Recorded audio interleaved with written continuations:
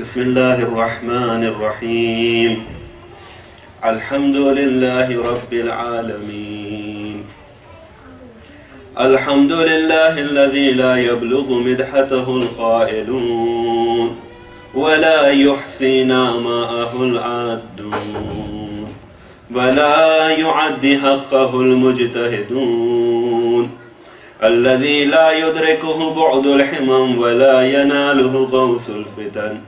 الذي ليس لصفته حد محدود ولا نعت موجود ولا وقت معدود ولا عجل ممدود. فترى الخلائق بقدرته ونشر الرياح برحمته. اللهم عفس صلة سلواتك وسلامة تسليماتك على أفضل التعينات المفاضة من العماء رباني وآخر التنزلات المضافة إلى نوع الإنسان. كان الله ولم يكن معه شيء ثاني محصي لعوالم حضرات الخمس بوجوده وكل شيء أحصيناه في إمام المبين. الرسول النبي المكي المدني القرشي التحامي صاحب لواء الحمد ومقام المحمود أبي القاسم محمد الحميد.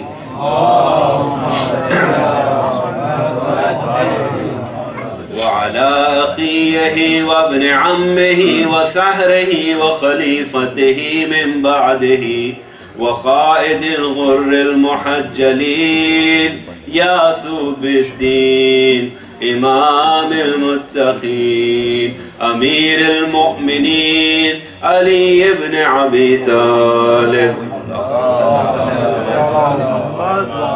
وعلى ابنته الطاهرة الحوراء العنسية الراضية المرضية الشفية يوم الجزاء فاطمة الزهراء سلام الله عليها. وعلى سبتي الرحمة وسيدي شباب أهل الجنة الحسن والحسين. اللهم صل على أئمة المسلمين علي بن الحسين ومحمد بن علي وجعفر بن محمد وموسى بن جعفر وعلي بن موسى ومحمد بن علي وعلي بن محمد وحسن بن علي وحجة القائم المنتظر المهدي. اللهم صل على محمد حججك على عبادك وأمنائك في بلادك. اللهم سهل منهجهم وعجل في فرجهم وجعلنا من محبيهم ومواليهم وشيعتهم ولعنة الله على أعدائهم أجمعين من يومنا هذا إلى قيام يوم الدين.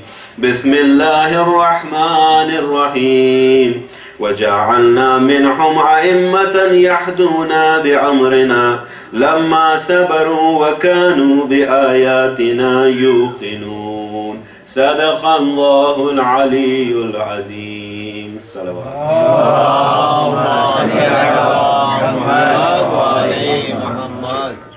I begin in the name of Allah, the most beneficent and most merciful.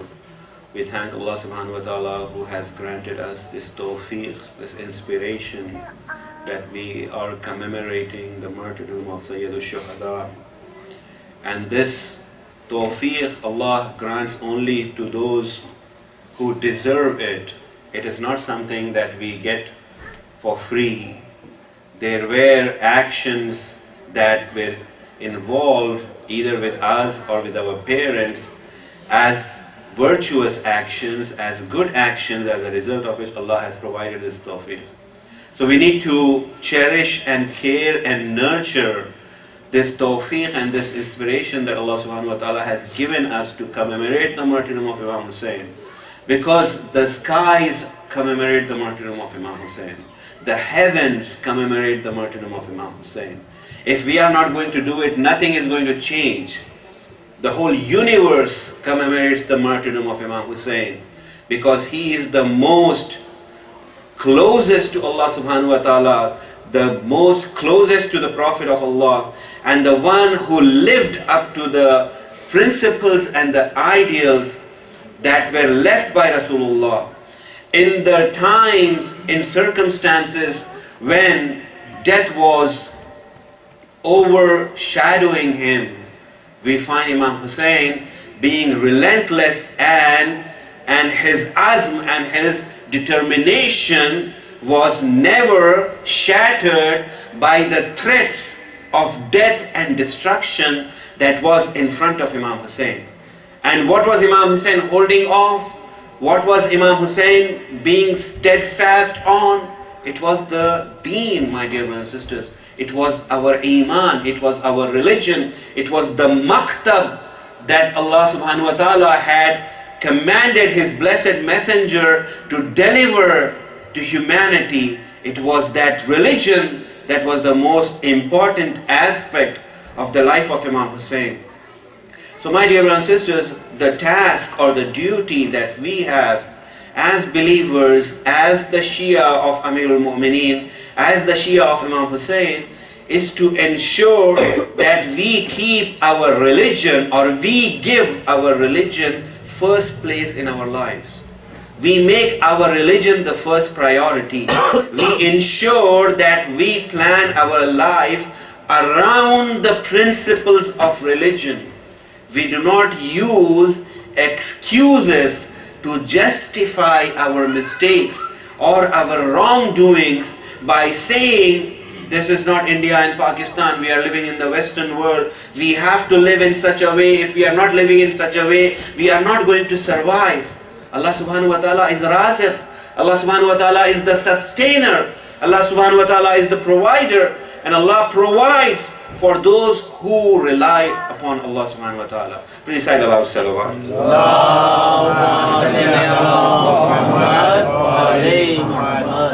The verse of Holy Quran I had the honor of reciting is the verse of Surah Sajda, verse 24, in which Allah subhanahu wa ta'ala mentions that the divine guidance lies in the hands of Allah or with the imams whom Allah appoints.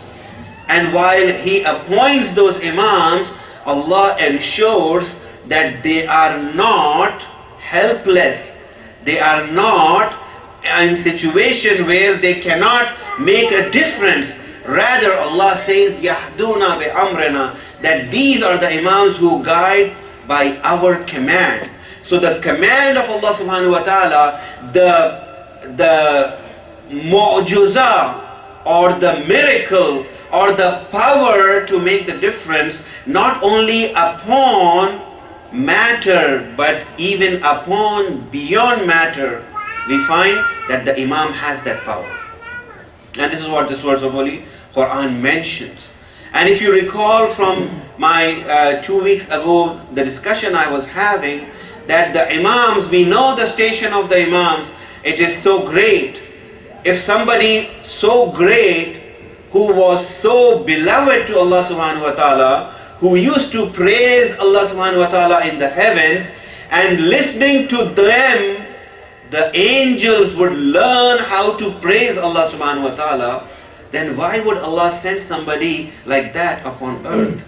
What was the purpose? Was their purpose just to come here and leave? Or was their purpose defined in the Holy Quran? In this verse of Holy Quran, where Allah subhanahu wa ta'ala says, وَجَعَلْنَا مِنْهُمْ أَئِمَّةً, amongst you, we are the one that send the imams. We are the one who appoint the imam. And these imams are yahduna bi amrina. These are the imams who guide by our command. So these imams, my dear brothers and sisters, were sent by Allah subhanahu wa ta'ala for the guidance of mankind. Now this guidance, this guidance stopped after the Holy Prophet? Or did it stop after the first imam? Or did it stop after the second imam? You would all agree, no, the guidance continues. The guidance is still there. The guidance of the Imam of our time is still there. But those who are lacking that guidance, those who are not deserving that guidance, is us ourselves, because of our actions, because of our ignorance towards our religion, because of our procrastination and laziness in acting upon what we already know. My dear brothers and sisters, that is what is lacking in us. Please recite a salawat.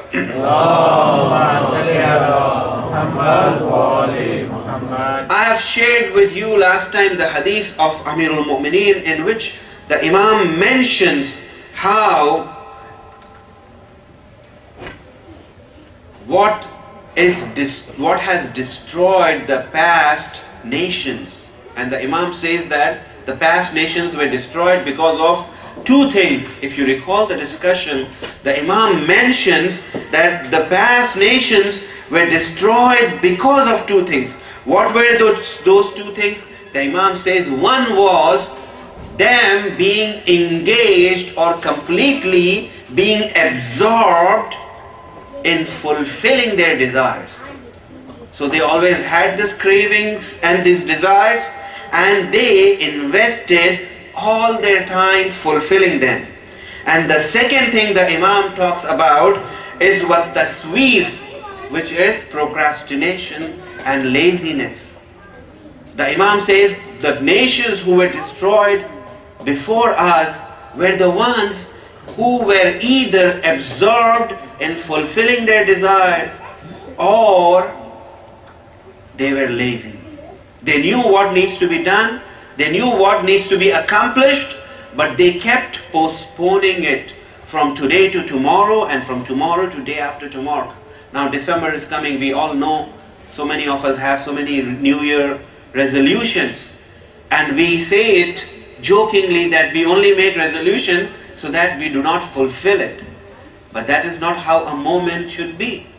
That is not how a believer should be. A believer should have strong convictions, and a believer should live up to the determination or the thing that he has determined himself to accomplish. And we do all that in our professional fields. We make sure that we do whatever it takes to make us successful in our professional fields. But when it comes to our religious aspect, we procrastinate. We come up with excuses. What can I do? The life here in this Western world is so difficult. I have to work 2 jobs. I have to work extra hard to sustain myself.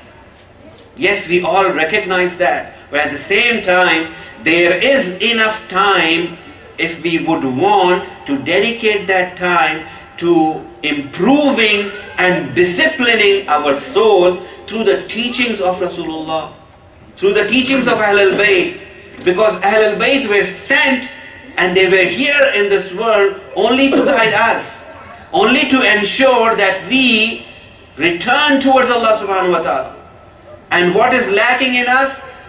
The first and the foremost is amal. We don't act. And then in the light of the hadith of Amir al-Mu'mineen, Imam Ali says, Allahumma salli ala Muhammad, that we are engaged or absorbed in fulfilling our desires. And our desires are never going to end, and we will never get time to truly learn. My dear brothers and sisters, it is not hidden. You all are aware. There are people amongst us, we ourselves. We have in last 20-30 years progressed professionally. Being a student when we became interns, worked in industry, went through engineering positions, went into management, we kept progressing. But as the same people, since they have come 20 years, 30 years ago, what has added physically or in their memory bank? For example, how many surahs have they memorized?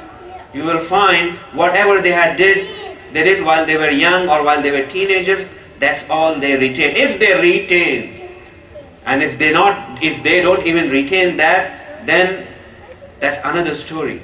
But there is no improvement.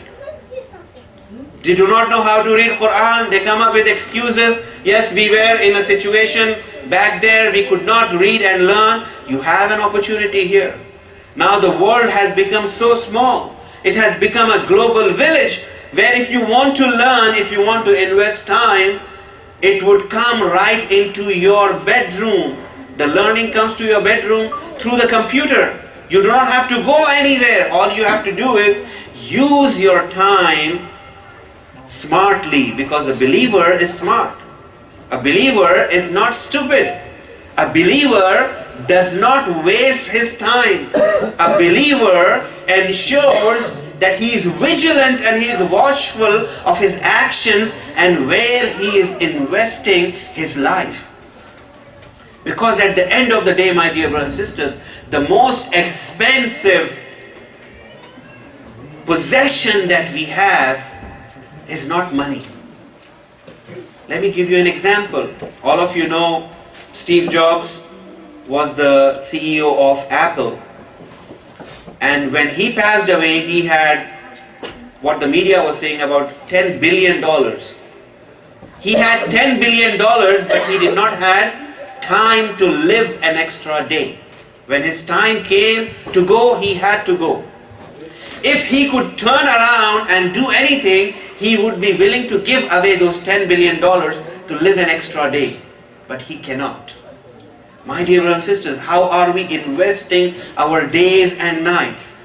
How are we evaluating at the end of the day and recognizing that today that I have spent, did I spend by making this an engine, a means to get closer to Allah subhanahu wa ta'ala? Or my day was just any other day, just fulfilling the daily chores, just fulfilling the daily tasks, and then wasting my time watching television, surfing the net, looking for things that you don't need, looking for sales which you do not actually have to buy anything. Even the stuff that we bought last year is sitting in our garages. We have not even opened them. We still go off and waste a lot of time finding what is there on sale so that we could buy. We are investing our time in this. But when it comes to Islam, when it comes to the teachings of Masumeen, when it comes to the teachings of Ahlul Bayt, we are lacking. Please say Allah salawat.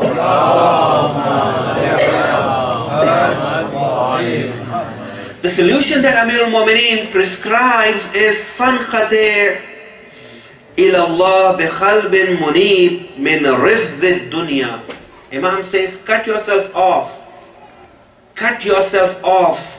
from and go towards Allah with a penitent heart, a heart which is returning to Allah subhanahu wa ta'ala with repentance, a heart which is willing to make up for the past. But even before this, the Imam mentions, first look and see how much of your life is remaining, what is left of our life.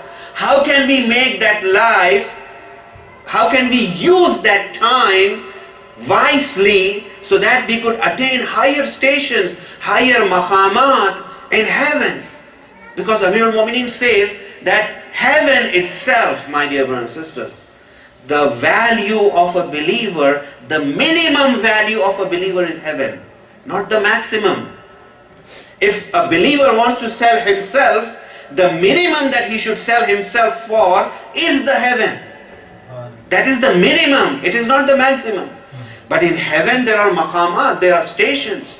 And the ultimate maqam is liqa of Allah subhanahu wa ta'ala. The ultimate maqam is the encounter of Allah subhanahu wa ta'ala. That haram-e ilahi, having that presence along with awliya Allah. But if we are not even shooting for that, all we are looking for is how we can make the life of this world successful and invest all of our energy and time.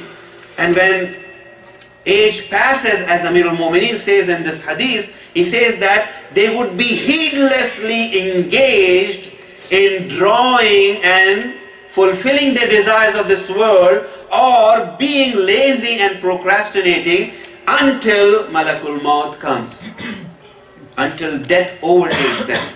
and as a result of which death takes them to their graves. So the Imam is saying, before this happens, evaluate your position, cut your losses, find out what is left of your life and how you can achieve the most out of what is remainder of our lives. And then the Imam says the first thing you need to do is to have an azm, an irada, a determination, an unyielding determination. A determination that would not be submissive, a determination that would not be swayed by the whispering of shaitan. First, to have a determination that we are going to act upon it. If we make our determination strong, you will ask many people, ask them, they will say, when I came, especially in this part of the world, when they came, they would say, I had $10, I had $100, I did not have any money, I just landed, I had an I-20, I was a student here, but I made it. How did you make it? They will say, it with strong determination. I was willing, I was relentlessly striving hard to ensure that I am going to seek a life of dignity and honor in this part of the world. And they did accomplish. And that is how you have to accomplish even when it comes to our spiritual life. If you put our spiritual life at the back burner, postponing things, doing nothing with it, and we attain or we reach a life of 70 and 80 years, because we become 70 or 80, we are not going to attain wisdom. Because our soul is still like that of a child. It thinks like that of a child. It craves like that of a child. It had not progressed and matured with our body. Our body was being given nourishment and was being nurtured, but our soul was being deprived. Our soul was locked into deprivation where it did not get anything. It was only given false assurances that yes, we are going to come around and we are going to do something about it. You will find people, they will say very honestly, they would say, you know, right now I am busy with my career, I am going to go to Hajj when I am about to retire. If you are about to retire or you are retiring, you have nothing else to do in life, you think you are going to invest, it is going to have the same worth as the life now that you have, as the life which is offering you things which are physically attractive compared to what Allah has promised. We have to think about it, my dear brothers and sisters. Salawat ala Muhammad wa ali. Now when we look into Quran, Quran also gives us the same recipe. Quran also talks about the same thing, that we have to have a determination. فَإِذَا عَزَمْتَ, if you have decided, if you have made that decision, فَإِذَا عَزَمْتَ فَتَوَكَّلْ عَلَى اللَّهِ. What is the next thing? Once you have the determination, the next thing is that we trust in Allah. We rely upon Allah subhanahu wa ta'ala. First make your decision and then put your trust in Allah subhanahu wa ta'ala. And then Allah subhanahu wa ta'ala says in this verse of Holy Quran, فَإِذَا عَزَمْتَ فَتَوَكَّلْ عَلَى اللَّهِ إِنَّ اللَّهَ يُحِبُّ الْمُتَوَكِّلِينَ. Because indeed Allah loves those who trust in Allah, who put their trust in Allah, who rely upon Allah subhanahu wa ta'ala. So once we make the decision that we want to be on the path of Sirat-e-Mustaqim, the next thing we need to do is tawakkul. And the Imam says, how should we come towards Allah? By disconnecting ourselves from the life of this world. Imam says, with khalb munib, a penitent heart, a heart that is willing to submit to Allah subhanahu wa ta'ala and seek repentance from Allah subhanahu wa ta'ala. Now look at all those who were great in the eyes of Quran, like Hazrat Ibrahim. Hazrat Ibrahim, Allah subhanahu wa ta'ala says, Inna Ibrahima la halimun awwa'un munib. Abraham was indeed the most forbearing, plaintive and penitent. Hazrat Ibrahim was having a qalb munib. Hazrat Ibrahim had that patience, my dear brothers and sisters.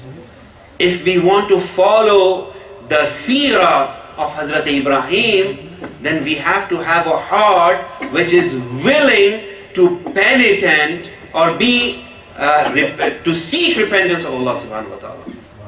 If we do not have that heart and we still have that pride in our souls, which says, I have done this and I have done that and I have accomplished this and I have accomplished that, that means that you are not putting your trust in Allah subhanahu wa ta'ala, and you do not have a heart which seeks repentance from Allah subhanahu wa ta'ala. You are trying to give credit to every success that you had. Yes, you were successful, but that success did not come without the mercy and the rahmah of Allah subhanahu wa ta'ala. We did not deserve what we got. It was Allah's mercy. It was Allah's infinite mercy. The moment our heart starts thinking I, me, and that heart is not a penitent heart. And Quran says Hazrat Ibrahim was possessing patience, and he was halim. He was forbearing. Forbearance is another value that we need to possess. Please say aloud, salawat.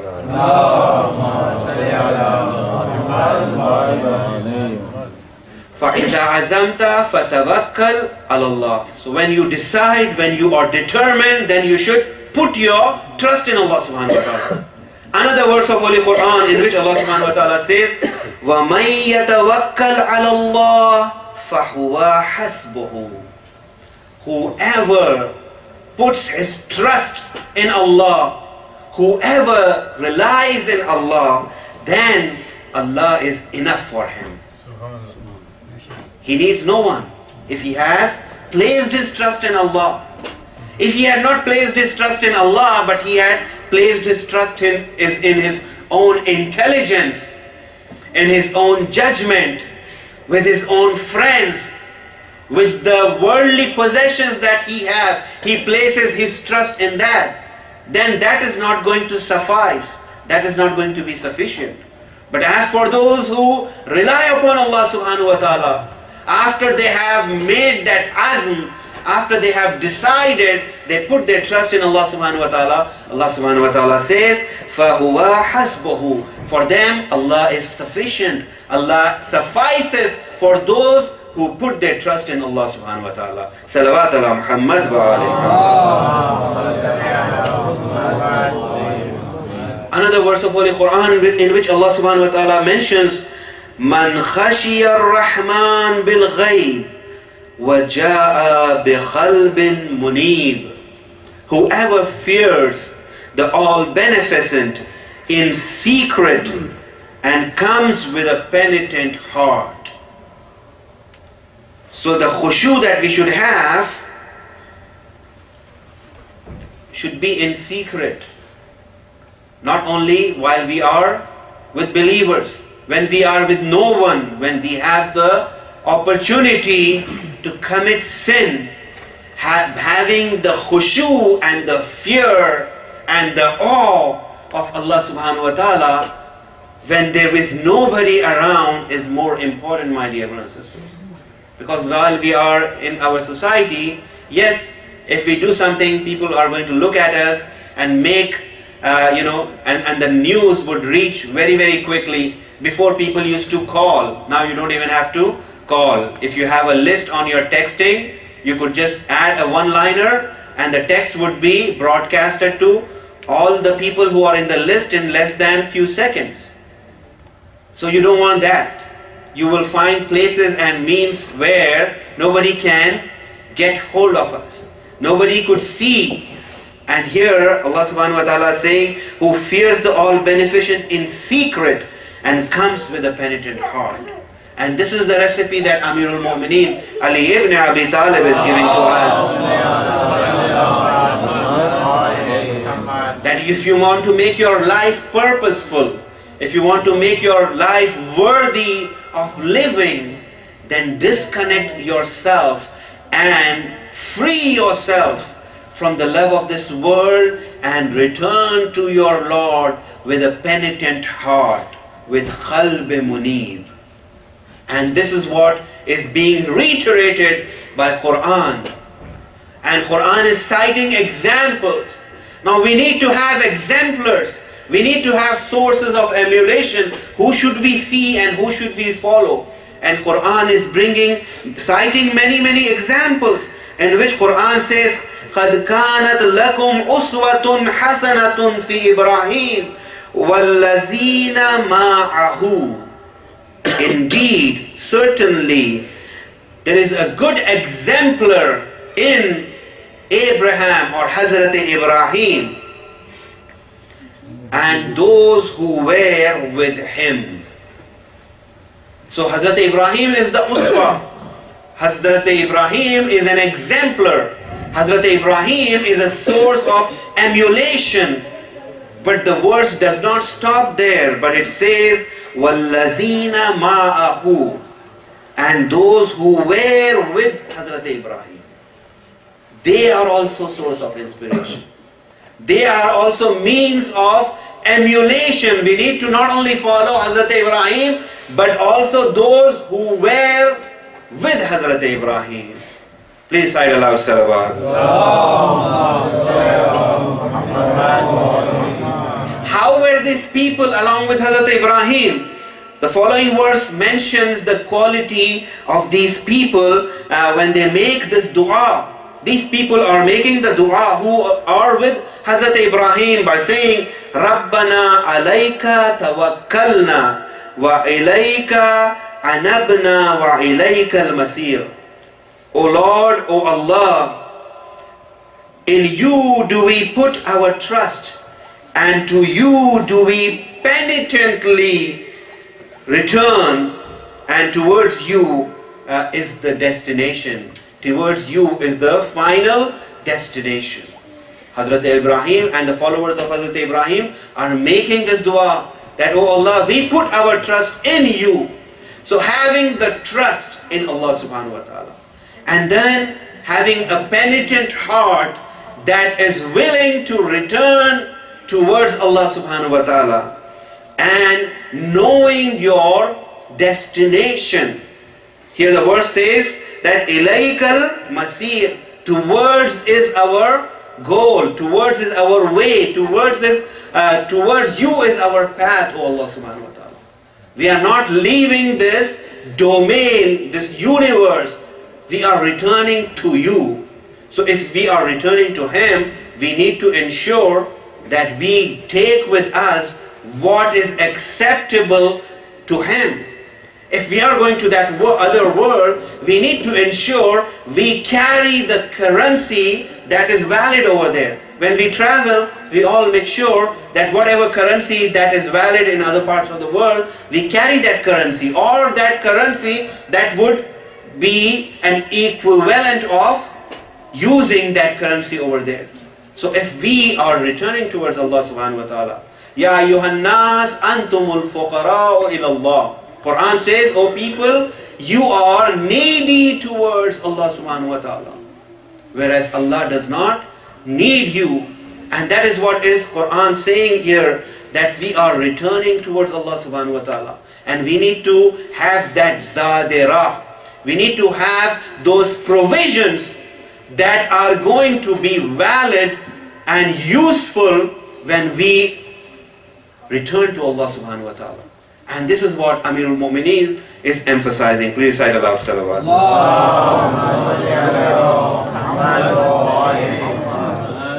So keep the example of Hazrat Ibrahim in your mind, that Quran says Hazrat Ibrahim is an exemplar, a source of emulation, and also those who were with Hazrat Ibrahim.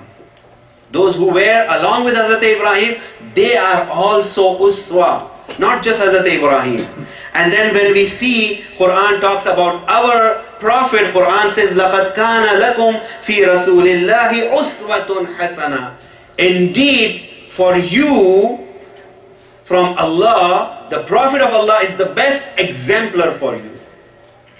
But then the verse has a takhsis, meaning that the verse starts defining the criteria for whom Rasulullah is exemplar, not for everybody. Rasulullah is not an exemplar, a mentor for everyone. The verse of Holy Quran says, لَمَنْ كَانَ يَرْجُوَ اللَّهِ وَالْيَوْمَ الْآخِرِ وَذَكَرَ اللَّهَ كَثِيرًا. The Prophet of Allah is the exemplars. The Prophet of Allah is a source of following for those who look forward to Allah, to returning to Allah. They look forward to returning to Allah and to the last day, and they remember Allah subhanahu wa ta'ala greatly.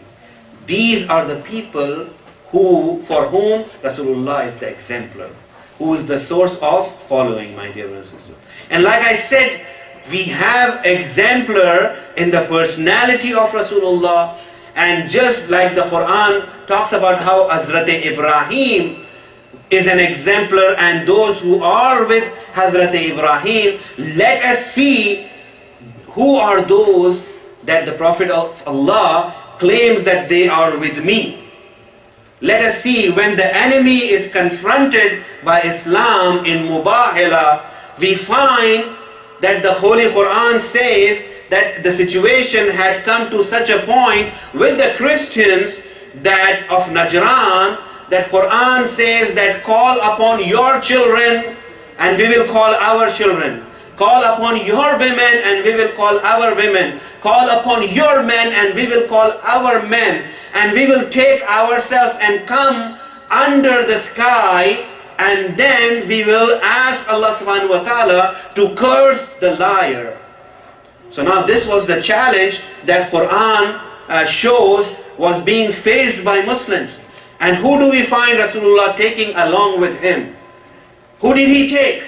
Everybody in the Islamic world, regardless of the school of thought, they all agree that the Prophet of Allah had not taken anybody else but Hazrat Fatima, Imam Hassan and Imam Hussein and Amirul Mu'mineen Ali ibn Abi Talib along with him.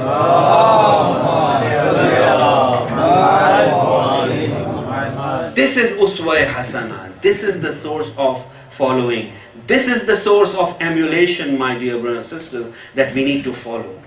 And we find that unshattering conviction not only of Amirul Mu'mineen, but also of Imam Hassan, but also of Imam Hussein, but also of Hazrat Zahra Salamullah alayha.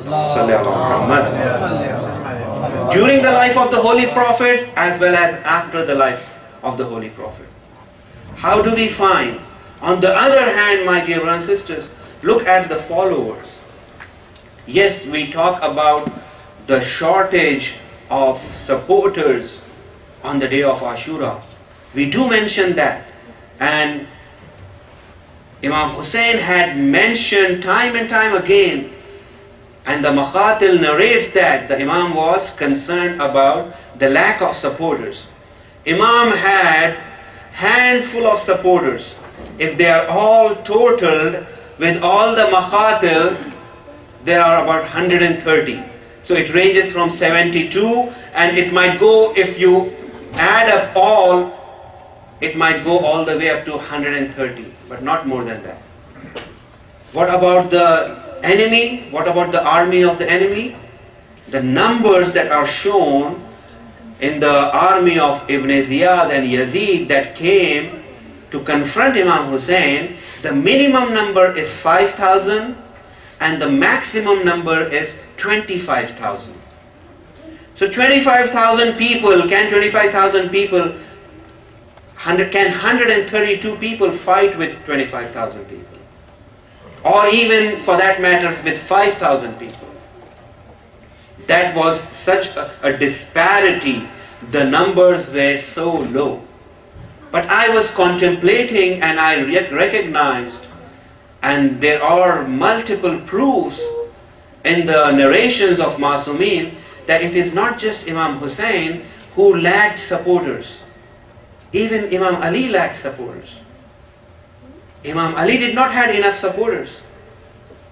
If Imam Ali would have had enough supporters, history would not have been how it turned out to be. Why? Because Imam Ali did not have supporters. There were people who would say that we support you, we love you, we follow you, we are committed to you, but when the time of test came, they backed out. There were people who were saying to Amir al-Mu'mineen, why don't you take your right? It is your right to become the Khalifa, and we are all with you. Amir al-Mu'mineen says, no, I lack supporters, I don't have enough supporters. Listen, Mawla, we are all with you. We are willing to give our lives. The Imam says, you are going to give your life? He says, yes. The Imam says, okay, come tomorrow morning and meet me at a certain place. Ensure that all of you shave your heads and come. And when the time comes, the Imam arrives at that place. He calls the first person and says, take your amama off. He takes the amama off, and what is seen? That he had not shaved his head. And then he comes up with excuses. Oh Imam, actually I was recently married and my wife did not wanted me to shave my head. That's why I was not. But I am willing to give my life. I'm ready to give my life. The Imam says, if you're not even willing to shave your head, you think you're willingly going to give your head away for me? So my dear brothers and sisters, we find Amir al-Mu'mineen having lack of supporters. Nahjul Balagha is filled with this loneliness of Amir al-Mu'mineen. In fact, there are places where Amir al-Mu'mineen says, I wish that the opposition, their followers would come on my side and my followers would go on that side. That is how Amir al-Mu'mineen has described people who were around him, my dear brothers and sisters. The guidance was there, but the willingness to act was not there. My dear brothers and sisters, we are also into the same situation. Just knowing Amir al-Mu'mineen, praising Amir al-Mu'mineen, history witnesses and tells us that they were people whom Amir al-Mu'mineen would himself say, I wish my followers would go towards Amir Sham and his followers would come towards my side. Why is it so? Because Imam says that they are steadfast on their batil, on their falsehood, and my followers are not steadfast on their righteousness and on haqq. Was it only limited to Amir al-Mu'mineen? No, my dear brother and sister. Imam Hassan was also into the same situation. In fact, it was much worse. Amir al-Mu'mineen at least had Malik-e-Ashtar. Imam Hassan is more Mazlum, my dear brothers and sisters. That Imam Hassan did not have followers. Yes, there was an army that Imam Hassan was mustering to counter the insurgency or the rebellion of the munafiqeen, of the hypocrites who rejected the Khalifa of the time and who raised their head from Sham. And Imam Hassan was there in Kufa to muster an army, and the army, narrators say it was all the way up to 40,000. They say from 5,000 to 40,000. That was how many people Imam Hassan had. And when, even before the battle could start, Amir Sham was able to buy out Ubaidullah ibn Abbas, who was the son of Abbas, the uncle of the Prophet. He gave him 1 million dirham and he said, come on my side. And by the way, whether you come on my side or not, Imam Hassan is going to make a treaty. This is the propaganda that Amir Sham had against Imam Hassan. And the people who were on the side of Imam Hassan bought this propaganda. So this propaganda machinery that we see around us, not all of it is true. We need to validate and find out. But this deception was also confronted by the companions of Imam Hassan. They were companions, and And what the Amir Sham had done, the ruler of Sham had done, was infiltrate into the ranks of believers so many people that even if before the battle could start, they were saying, Hassan is going to make a treaty. Why are you giving up your life? He is going to make a treaty. He is going to give away and hand over the Khilafah to Amir Sham. Why are you letting your children become orphan?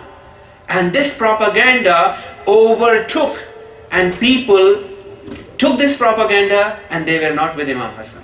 To such an extent that Imam Hassan was attacked in his own camp.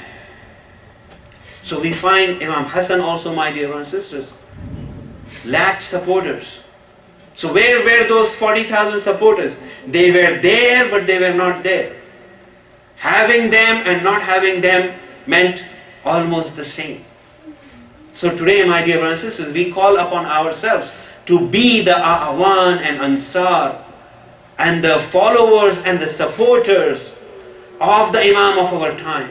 We have to reflect within ourselves and see how much of that Iman do we possess, that if we are confronted with a challenge, that we are going to be on the side of Imam. We are going to be on the side of the principles for which Imam Hussain had given his life. Not only he has given his life, but also given his life, the life of his children.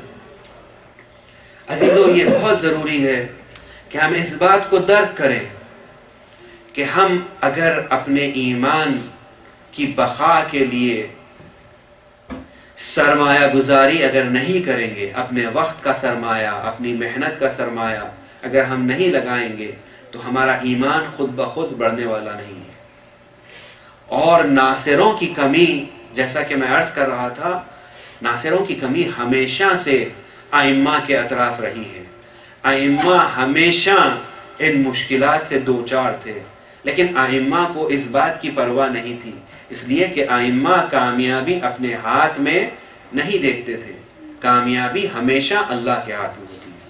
آج بھی جو علماء ربانی ہیں، ان کا یہی کہنا ہے، تمہارا کام یہ ہے کہ تم اپنی ذمہ داری ادا کرو. کامیابی یا ناکامی اللہ کے ہاتھ میں. اور ہم یہی دیکھتے ہیں سید الشہداء کے ساتھ بھی کتنے خلیل اصحاب تھے، کتنے کم اصحاب تھے. کامیابی شاید ظاہری طور پر حاصل موقتاً نہیں ہوئی، حالانکہ بعد میں وہ بھی کامیابی حاصل ہو گئی، لیکن موقتاً اگر یہ بھی کہا جائے کہ کامیابی حاصل نہیں ہوئی، تو آج تاریخ شاہد ہے، آج تاریخ گواہ ہے. کوئی ایسی نہضت نہیں گزری ہے کہ جس کے انسپریشن سے آج تک بشریت انسپائر ہوتی ہے اور انقلاب پر انقلاب برپا کرتی ہے. ظلم کے خلاف کھڑے رہنے کی جرت جو آج بشریت کے اندر آئی ہے، وہ حسین کے انقلاب سے آئی ہے. عزیزو، حسین نے اپنے آپ کو فدا کر دیا اپنے مکتب کو بچانے کے لیے، اپنے نانا کے دین کو بچانے کے لیے. نہیں صرف اپنے آپ کو نہیں، بلکہ اپنے اصحاب کو فدا کر دیا حسین نے، اپنے انصار کو فدا کر دیا حسین نے، اپنے بھائیوں کو، اپنے بچوں کو حسین نے فدا کر دیا. عزیزو، کوئی دنیا پرست انسان، کوئی حکومت پرست انسان اپنے خاندان کے ساتھ جنگ پر نہیں چلتا. یہ جو آج تک حسین کے خلاف دشمنان اسلام اور منافقین پروپیگنڈا کرتے ہیں، یہ پروپیگنڈا جھوٹا ہے. حسین فاتح خیبر کا بیٹا تھا، اسے جنگ کے قوانین بخوبی معلوم تھے. حسین جنگ پر نہیں جا رہے تھے. حسین نے اپنی ذمہ داری کو، اپنے نانا کی امت کی اصلاح کا جو بیڑا حسین نے اٹھایا تھا، اس کو پورا کرنے کے لیے حسین کوفہ آ رہے تھے. اس لیے حسین کے ساتھ چھوٹے چھوٹے بچے تھے. حسین کے ساتھ 6 مہینے کا بچہ بھی حسین کے لشکر میں ساتھ ہے، اور وہ بھی شہید ہوتا ہے. عزیزو، لیکن عزیزو، اشقیاء اس پر راضی نہیں ہوتے کہ حسین کو قتل کر دیں، حسین کے اصحاب کو قتل کر دیں، حسین کے انصار کو قتل کر دیں، بلکہ حسین کے جوانوں کو قتل کر دیں، حسین کے بچوں کو قتل کر دیں. اس پر بھی راضی نہیں ہوتے. عصر عاشور تاریخ بتاتی ہے کہ یہ اشقیاء حسین کا سر قلم کرنے کے بعد خیام حسینی کی طرف بڑھتے ہیں اور خیام حسینی میں آگ لگا دیتے ہیں. حسین کے خیموں کو آگ لگایا جا رہا ہے, حسین کے خیموں کو لوٹا جا رہا ہے. حسین کے خیمے لٹ چکے لیکن اس پر بھی یہ راضی نہیں ہوتے. بیویوں کی ردائیں چھینی جا رہی ہے, بچوں کے کانوں سے گوشوارے چھینے جا رہے ہیں. بچے جو ابھی ابھی یتیم ہوئے ہیں انہیں تماچے لگائے جا رہے ہیں, کوئی انہیں ڈھارس دینے والا نہیں ہے. یہ 3 دن کے بھوکے اور پیاسے بچے ہیں عزیزو, لیکن جب ان کے بابا کا سایہ ان کے سر سے اٹھتا ہے تو کوئی انہیں دلاسا دینے والا نہیں ہے. یہاں تک کہ تماچے لگائے جا رہے ہیں, سکینہ بیوی کو تماچے لگائے جا رہے ہیں. جب بھی سکینہ روتی تھی شمر گھرکیاں دیتا تھا, تماچے لگاتا تھا. زینب آگے بڑھتی تھی, تازیانے کا وار لگتا تھا. سید سجاد آگے بڑھتے تھے, تازیانہ لگایا جاتا تھا. لیکن سکینہ بی بی اپنے بابا کے احقاق حق میں کربلا سے کوفہ اور کوفہ سے شام ہمیشہ بولتی رہی, اس لیے کہ جب سید سجاد خاموش ہو جاتے تھے, جب زینب خاموش ہو جاتی تھی, تو سکینہ کے نالے تھے جو بتاتے تھے کہ ایک مظلوم کا کربلا میں قتل کیا گیا, وہ رسول کا نواسا تھا, وہ رسول کی بیٹی کا بیٹا تھا. اسی لیے دشمن سکینہ سے بہت گھبراتا تھا, اسی لیے سکینہ سے بہت گھبراتا تھا. یہاں تک کہ دیکھا جاتا ہے کہ یہ کاروان جب بڑھ رہا ہے, چاہے وہ کوفہ ہو کہ شام ہو, سکینہ بی بی کے اطراف بچے آ جاتے ہیں, بڑے آ جاتے ہیں, دیکھ کر رحم کھاتے ہیں. ہاں یہ کس کی بچی ہے, یہ کون سی بچی ہے, یہ ایسی یتیمہ ہے کہ کہہ نہیں رہی ہے لیکن لگتا ہے پیاسی ہے. اپنے خود سے پانی لا کر سکینہ کو دینا چاہتے ہیں. ایک مرتبہ کوفے کا یہ واقعہ ہے, زینب کہتی ہے سکینہ اس سے پہلے کہ تم پانی پی لو پوچھ لو کہ وہ بی بی جو تمہارے لیے پانی لائی ہے اس کی کوئی حاجت تو نہیں ہے. ایک مرتبہ سکینہ سوال کرتی ہے, اے بی بی بتاؤ کہ تمہاری اگر کوئی حاجت ہو تو میں یتیم ہوں, میں اسیر ہوں, میں تمہارے حق میں دعا کروں گی. ایک مرتبہ یہ مومنہ کہتی ہے, بی بی میرے حق میں اگر آپ دعا کرنا چاہتی ہیں تو سب سے پہلی دعا یہ ہے کہ خدا میرے بچوں کو آپ کی طرح یتیم نہ کرے. سکینہ اپنے چھوٹے چھوٹے ہاتھوں کو آسمان کی طرف بلند کرتی ہے, بار الہ اس مومنہ کے بچوں کو مجھ جیسا یتیم نہ کرے. ایک مرتبہ دوسری حاجت کہتی ہے, بی بی دعا کیجئے کہ خدا مجھے مدینہ پہنچا دے. ایک مرتبہ جیسے ہی مدینہ کا نام زینب سنتی ہے پوچھتی ہے, تجھے مدینہ سے کیا کام ہے, مدینہ کیوں جانا چاہتی ہے. ایک مرتبہ یہ مومنہ خوش ہو کر کہنے لگتی ہے, آپ کو نہیں معلوم میری شہزادی زینب مدینے کی ساکن ہے, رسول کی نواسی مدینے میں رہتی ہے, میں اس کی آزاد کردہ کنیز ہوں اور میرا شہزادہ حسین رسول کا نواسا مدینے میں رہتا ہے.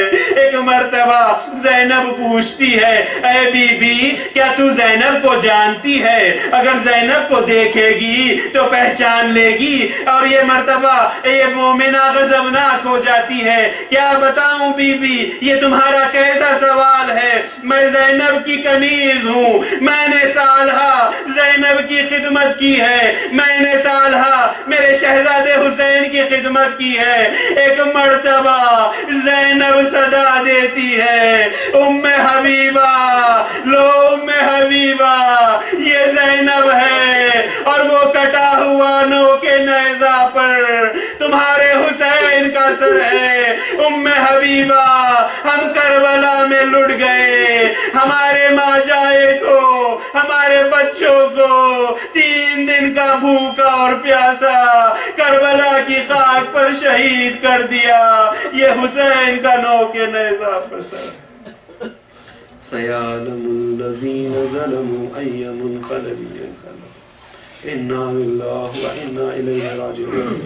بار الہ تو ہماری خلیل عزاداری کو قبول فرما، ہمیں کوئی غم نہ ہو سوائے غم حسین، جملہ مومنین و مومنات کے حاجات کو بر لا، جو مقروض ہیں ان کے قرضوں کو ادا فرما، جو بیمار ہیں بحق بیمار کربلا شفا عنایت فرما، تعجیل فرما ظہور قائم آل محمد میں، ہم سب کو ان کے ناصروں میں شمار فرما، بار الہ جہاں جہاں مومنین بستے ہیں ان کی جان و مال و آبرو کی حفاظت فرما، اگر دشمنان اسلام قابل ہدایت ہے تو بار الہ ان کی ہدایت فرما، ورنہ نیست و نابود ہوتے، تعجیل فرما ظہور قائم آل محمد میں، ہمارے امام کو ہم سے راضی رکھ۔ ایک سورہ فاتحہ تمام مومنین کے مرحومین کی ارواح کے لیے، اور خصوصاً آج کے جو سپانسرز ہیں ان کے مرحومین کی ارواح کے لیے ارسال فرما۔ بسم اللہ الرحمن الرحیم۔